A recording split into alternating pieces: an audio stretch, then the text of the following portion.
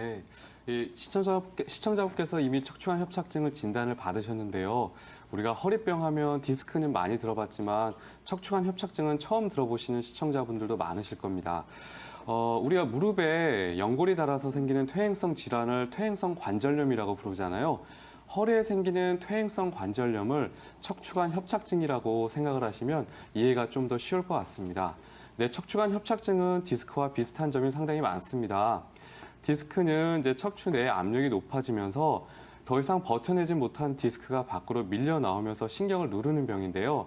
협착증은 다리 아래쪽을 지배하는 신경과 혈관이 지나가는 척추 중심부의 통로가 좁아지면서 신경뿐만 아니라 혈관이 동시에 압박이 되는 질환입니다. 근데 척추관 협착증 환자분들의 대다수가 이 디스크를 동반하고 있는 경우가 많거든요. 그래서 실제 치료에 있어서는 협착증 환자분들도 역시 디스크를 동시에 치료를 해야 되는 경우가 상당히 많습니다. 이 협착증 환자분들은 몇 가지 특징적인 증상을 갖고 있는데요. 일단 첫 번째로는 허리를 뒤로 젖히기가 생각보다 어렵습니다. 이 협착증 환자분들이 병원에 오시게 돼서 진료를 할 때 허리를 한번 앞뒤로 움직여 보십시오 이렇게 말씀을 드리면 대부분 환자분들은 나는 그건 문제 없어 이렇게 말씀하신 경우가 많습니다. 실제로 허리를 앞으로 숙여보면 손바닥이 땅에 닿을 정도로 상당히 유연하게 잘 움직이시는데요. 반대로 이 협착증 환자분에게 뒤로 젖혀보세요 라고 말을 하는 순간 환자분들은 아이고 아이고 하시는 경우가 많습니다. 실제로 협착증 환자분들은 병이 진행이 되면 될수록 앞으로 숙이는 건 쉬워지는 반면에 뒤로 젖히기가 만만치 않아집니다. 두 번째 특징은 통증이 생각보다 허리보다는 골반이나 엉치 쪽에서 느껴진다는 겁니다. 초기에는 허리에서도 물론 통증이 있지만 병이 진행이 되면 될수록 골반, 엉치 아래쪽에서 통증이 더 느껴지거든요. 그래서 대부분 환자분들이 엉덩이를 두드리면서 병원을 찾으신다거나 엉치가 빠질 것 같다라고 말씀하신 경우가 많습니다. 세 번째 증상으로는 간헐적 파행이라는 증상이 있는데요. 쉽게 말해서 조금만 걸어도 자꾸 쉬었다 가고 싶은 겁니다. 물론 쉬었다 가면 또 다시 걸을 수는 있거든요. 근데 불과 몇 발자국 못 걷고 다시 또 쉬고 싶은 마음이 들게 됩니다. 이런 걸 갖고 우리가 간헐적 파행이라고 하는데 특히 협착증 환자분들의 가장 특징적인 증상이라고 볼 수가 있습니다. 그리고 마지막으로 이 협착증 환자분들은 병이 진행이 되면 될수록 허리가 점점 앞으로 굽습니다. 협착증 환자분의 대다수가 고령이신 분들이 많거든요. 그러다 보니까 골다공증을 갖고 계신 경우가 많습니다. 그래서 병이 진행이 되면 될수록 허리에 척추의 무게중심이 바뀌다 보니까 점점 앞으로 굽어지는 우리가 흔히 말하는 꼬부랑 할머니병이 되는 병이 바로 척추관 협착증입니다. 이 협착증이 치료가 만만치 않다 보니까 상당히 많은 환자분들이 수술을 권유를 받고 실제로 수술을 하는 경우가 많습니다. 이 수술은 크게 두 가지 방법으로 나뉘게 되는데요.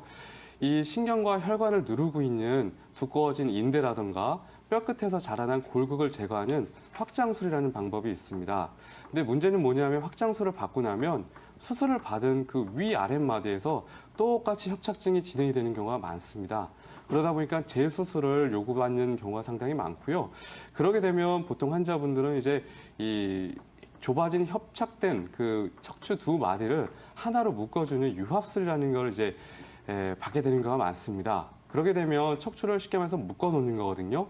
척추가 고정이 되는 만큼 운동성이 떨어지다 보니까 이 활동력이 상당히 떨어집니다. 그러니까 환자분의 삶의 질이 급격히 떨어지는 경우가 많죠. 이런 이제 단점들을 갖고 있다 보니까 우리가 주변에서 수술을 하시는 환자분들이 이후에 오히려 수술 전보다도 증상이 나빠졌다라는 말을 심심치 않게 우리가 듣게 되는 겁니다. 이 수술을 하신 분들에게 이제 수술을 왜 하시게 됐습니까? 라고 이렇게 여쭤보게 되면 대부분 같은 대답을 하시게 됩니다. 이 지긋지긋한 허리병 이제 뿌리 뽑아보려고 아니면 완치를 해보려고 이제 수술을 선택하셨다라고 이렇게 말씀을 하시는데요. 실제로 안타깝게도 정형외과 수술로 인한 의료 소송의 상당수가 이 척추 수술로 인한 경우가 많습니다. 자그마치 4건 중에 1건이 바로 이 척추 수술로 인한 의료 소송이 진행이 되는 경우가 많은데 이제 우리가 기본적으로 이 협착증을 바라보는 이 개념부터가 치료의 목표 자체가 좀 변화가 필요할 것 같습니다.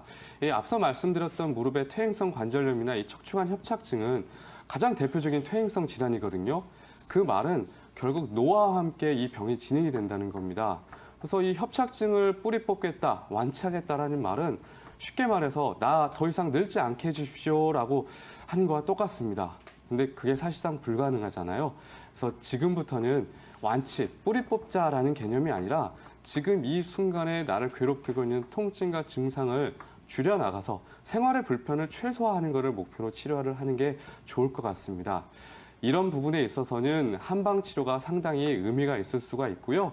한방 치료 단계를 한 3단계로 나눠서 볼 수가 있는데요. 일단 첫 번째로는 좁아진 척추 사이에서 염증이 반복적으로 생기면서 통증이 생기기 때문에 이 부위의 봉독을 이용한 약침 치료를 받아볼 필요가 있습니다. 그리고 두 번째로는 결국에는 이제 척추 내 압력이 높아져 있기 때문에 무중력 감압 치료를 겸한 추나 치료를 병행하는 것이 좋아 보일 거고요. 이 척추도 역시 노화를 늦추기 위해서는 충분한 영양 공급이 되는 게 중요하거든요. 쉽게 말해서 척추를 위한 보약이 필요합니다. 그래서 척추를 위한 한약 복용을 하는 것도 치료에 상당히 도움이 될 것입니다.